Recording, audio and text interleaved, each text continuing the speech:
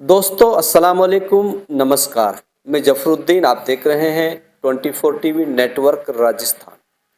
दोस्तों इस समय मेरी मौजूदगी है शहर फिरोजपुर झिरका में और ऐसी शख्सियत से मैं मिलने जा रहा हूं जो किसी परिचय के मोहताज नहीं है।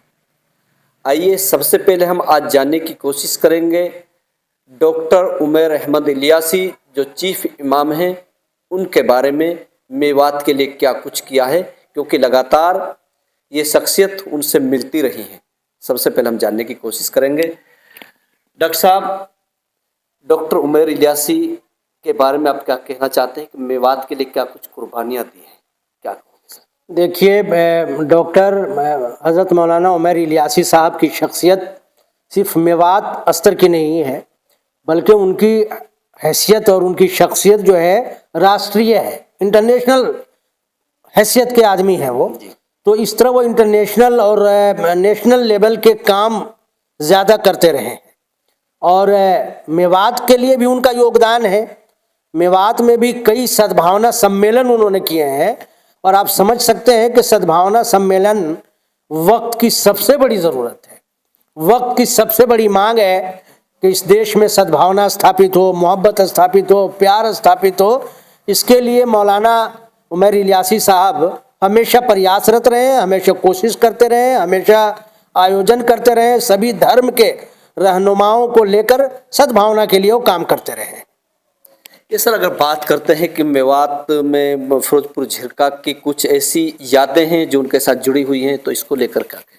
देखिए, मैं अपनी ज़िंदगी में जब भी हज़रत मौलाना उमैर इलियासी साहब की खिदमत में कुछ लेकर के गया हूँ, कुछ काम लेकर गया हूँ, सरकार से जुड़े कुछ मुद्दे लेकर गया हूँ, तो उन्होंने जब ये देखा है कि ये सामूहिक मुद्दे हैं, लोगों के मुद्दे हैं, मेवात के मुद्दे हैं, तो उन्होंने उसे आगे बढ़ाने की हमेशा कोशिश की है। उसमें से एक सद्भावना भी है।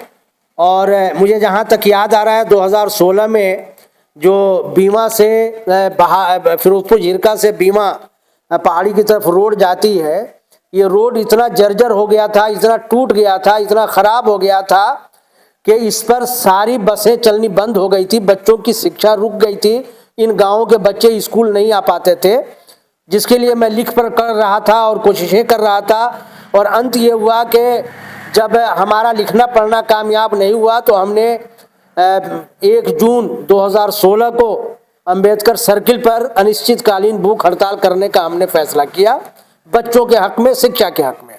और मैं बैठ गया धरने पर। जब धरने पर बैठा और जब उसकी चर्चाएं हुई, उस वक्त मुझे याद है कि सरकार के साथ हमारे इस मुद्दे को आगे बढ़ाने में हज़रत मौलाना उमैर इलियासी साहब सबसे अहम शख्सियत थे, जिन्होंने उस वक्त के मुख्यमंत्री माननीय खट्टर साहब से उन्होंने बातचीत की और उन्होंने कहा कि डॉक्टर अशफाक जिस मुद्दे पर ये भूख हड़ताल पर बैठे हैं वो बहुत जो है अहम मुद्दा है, लोगों में रोष है इसको लेकर के कि भाई ये सड़क इतनी टूटी हुई है कि इससे बच्चे पढ़ नहीं पा रहे हैं। और हज़रत मौलाना ने खट्टर साहब से बातचीत की और खट्टर साहब ने उनकी बातों को अहमियत देते हुए जो है कैबिनेट की बैठक करके और 68 करोड़ रुपया पास किया था कि इस रोड को बनवाया जाए। और आप देख रहे होंगे कि ये रोड मेवात के अच्छे रोडों में से एक रोड बन गया था।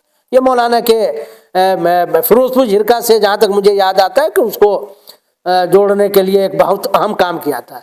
इसी तरह डोडल या के पास जो है कुछ तनाव थे वहाँ के एसी समाज और मुसलमानों के बीच, तो हम लोगों ने मौलाना से जिक्र किया था और मौलाना सभी जाति और धर्म के लोगों को लेकर के आए थे।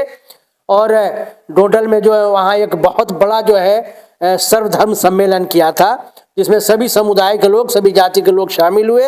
उससे भी उस वक्त की जो थोड़ा आपसी रंजिश थी उसको कम करने में बड़ा सहयोग मिला था।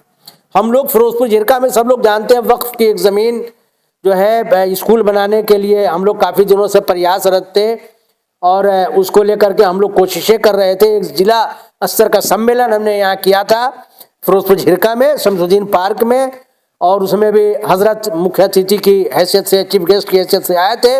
इनको स्कूल के लिए ही रिजर्व करवा दिया, यानी इस पर जब भी कोई काम होगा बनेगा तो सिर्फ स्कूल बन सकता है। ये भी एक बहुत बड़ी उपलब्धि थी। उससे पहले इस ज़मीन को खुर्द-बुर्द करने की कोशिशें हो रही थी, लेकिन हजरत ने अकील साहब उस वक्त एडमिनिस्ट्रेटर से, उनसे ये करके इसको सिर्फ और सिर्फ स्कूल के लिए इसको रिजर्व करवाया। अब उस पर जब भी बनेगा, वक्फ बोर्ड बनाए कोई और बनाए, लेकिन वहाँ स्कूल ही बनेगा। स्कूल बनाने के लिए कोशिश में चौधरी आज़ाद मोहम्मद साहब का मैं खास तौर से नाम लेना चाहूँगा, जिसमें इनका पूरा सहयोग हो रहा है कि उस ज़मीन पर जल्द से जल्द स्कूल की स्थापना हो। तो इसकी शुरुआत वहाँ से मौलाना उमैर साहब इलियासी साहब से हुई थी। तो मैं समझता हूँ कि इस तरह के काम जो सामूहिक होते हैं उनमें बड़ा आम भूमिका अदा करते हैं। बाकी वो तो नेशनल और इंटरनेशनल लेवल के आदमी हैं, तो अब उस तरह का काम करते हैं, पूरे देश में वो सद्भावना के लिए काम करते हैं, जो मेरी निगाह में बहुत आम काम है। तो इस तरह एक अहम काम है, एक अहम शख्सियत है। हमें सब कुछ के बावजूद हमें ये खुशी भी है और गर्व है कि हज़रत मौलाना उमैर इलियासी साहब मेवात से के रहने वाले, मेवात से ताल्लुक़ है। उनके वालिद हज़रत मौलाना जमील इलियासी साहब जब जिंदा थे, उनके पास भी मेरा आना जाना था। मैं छात्र जीवन में था और वो भी इसी तरह के नेशनल और इंटरनेशनल आदमी थे और उस तरह के ज़रूरतों पे वो काम भी करते थे।